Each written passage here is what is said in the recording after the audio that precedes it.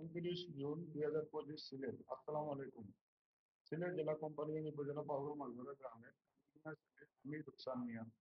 সম্প্রতি সিলেটের ঐতিহ্যবাহী কোম্পানিগঞ্জ বিএনপির নেতা প্রকৌশল দেশদের দূষকদের পুনর্বাসন নিয়ে সৃষ্টিদ্বন্দ্বের নিরীহ ত্যাগী নেতা বিএনপির মোহাম্মদ হারুনুর রশিদ চৌধুরী, তার ছেলে মোহাম্মদ রুহুল আমিন চৌধুরী, 3 সেনা সদস্য মারাত্মক মারাত্মক আহত হওয়ার ঘটনা সার্বিক বিষয় অবগত করতে আজকের এই সংবাদ সম্মেলন।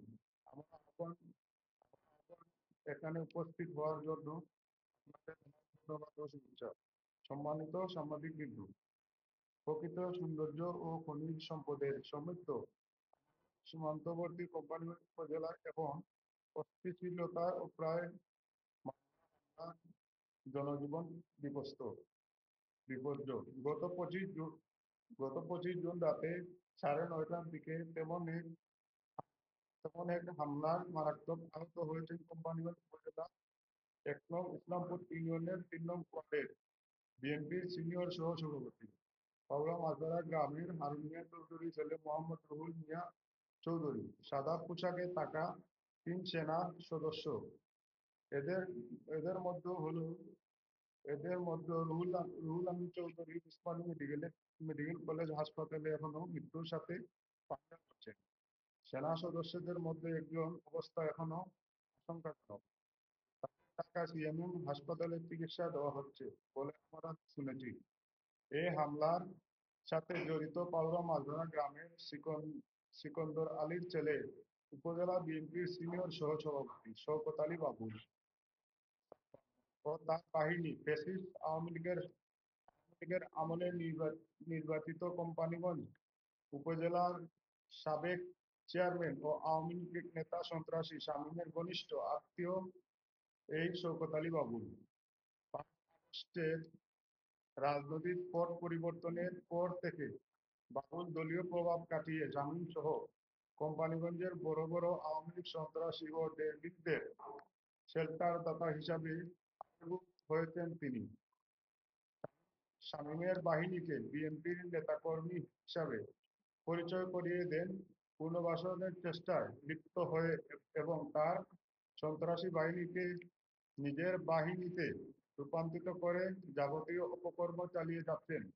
পাথর লুট, চোরাচালান, মাদক ব্যবসা শুরু থেকে করে এমন কোনো অপকর্ম নেই যা তিনি করছেন না। ফ্যাসিস্ট সরকারের আমলে শামীম তার সন্ত্রাসী নিয়ে যেসব অপকর্ম করেছে, বর্তমানে তার সবগুলোই সে শামীমের লোকজনকেই দিয়ে করিয়ে যাচ্ছে। বাবুল গত 25 জুন রাতে হামলা হয়েছে শামীমের প্রত্যক্ষ নির্দেশে সেনা সদস্যরা তাদের পরিচয়পত্র দেখিয়েও রক্ষা পায়নি।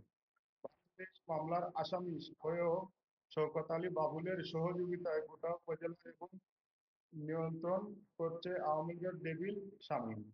আহত রুহুল মিয়া চৌধুরী চিকিৎসা নিয়ে ব্যস্ত থাকায় এ ব্যাপারে মামলা দায়ের এখনো করা না হলেও আমরা প্রস্তুত। কালের মধ্যেই মামলা দায়ের হবে। শুধু এই ঘটনায় নয়, এর আগেও গত 22 জুন সন্ধ্যায় শওকত আলী বাবুল মারাত্মক আহত এবং ইসলামপুর ইউনিয়নের বিএনপির নেতা রুহুল আমিন চৌধুরীর পিতা মিয়া চৌধুরী বাংলাদেশ বাবুলের নির্দেশে তার উপরে হামলা চালিয়ে পরে তাকে মারাত্মক আহত করা হয়। তিনি এখনো হাসপাতালে চিকিৎসাধীন। এই ঘটনায় রুহুল আমিন চৌধুরী বাদী হয়ে বিভিন্ন থানায় একটি অভিযোগ দাখিল করেন। এতে প্রধান আসামি করা হয় শওকত আলী বাবুলকে। অন্যান্য হামলাকারীরা হলেন বাবুলের ভাই তাহের মমিন 40, পালুয়া গ্রামের মৃত বশির মিয়ার ছেলে আনসার উদ্দিন জিলানী 45, ইয়াহিয়া মিয়া 35, আজিজ মিয়া 37, মৃত নিজামুদ্দিনের ছেলে শাহাবুদ্দিন 30, গেদা মিয়ার ছেলে জিবরিল 30, ফতুল্লার ছেলে জাহিদুল 32, মোশরফ আলীর ছেলে রাসেল 35, ইদি মিয়ার 2 ছেলে সুমন 30 ও সালমান 24। এই মামলার এফআইআর হলেও এখনো কোনো আসামি গ্রেফতার করা হয়নি। 25 জুন রাতে মামলার সাথে তারাই জড়িত ছিলেন। জাতির বিবেক সাংবাদিকবৃন্দ, হারুন মিয়া চৌধুরী ভাই শামসু মিয়া চৌধুরী দীর্ঘদিন ইসলামপুর ইউনিয়নের চেয়ারম্যান ছিলেন। একজন সফল চেয়ারম্যান হিসাবে তিনি বে- বিখ্যাত এবং এলাকার একজন জনপ্রিয় মানুষ।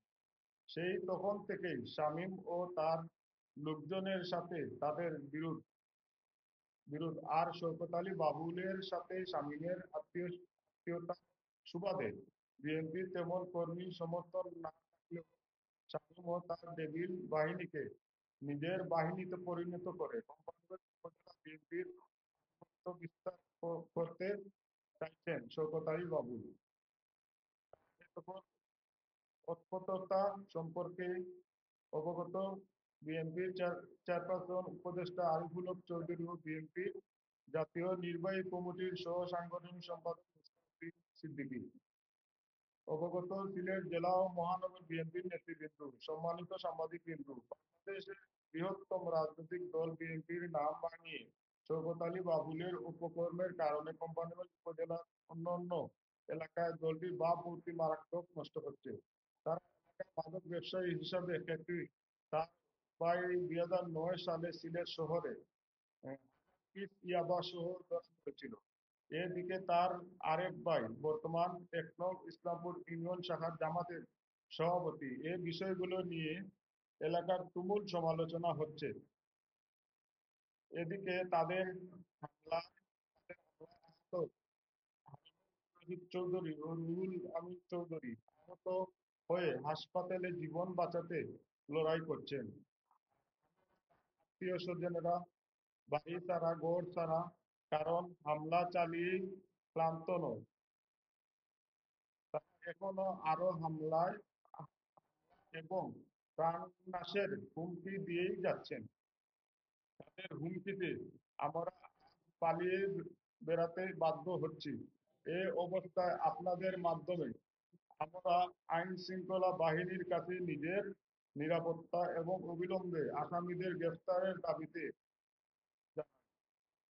পাশাপাশি দলের ইমেজ ও জনপ্রিয়তা রক্ষার জন্য শওকত আলী বাবুলের বিরুদ্ধে সাংগঠনিক ব্যবস্থা গ্রহণের দাবি জানাই। পরিশেষে আমরা আহ্বান এখানে উপস্থিত হওয়ার জন্য ধন্যবাদ ও কৃতজ্ঞতা জানাচ্ছি। আমাদের দূর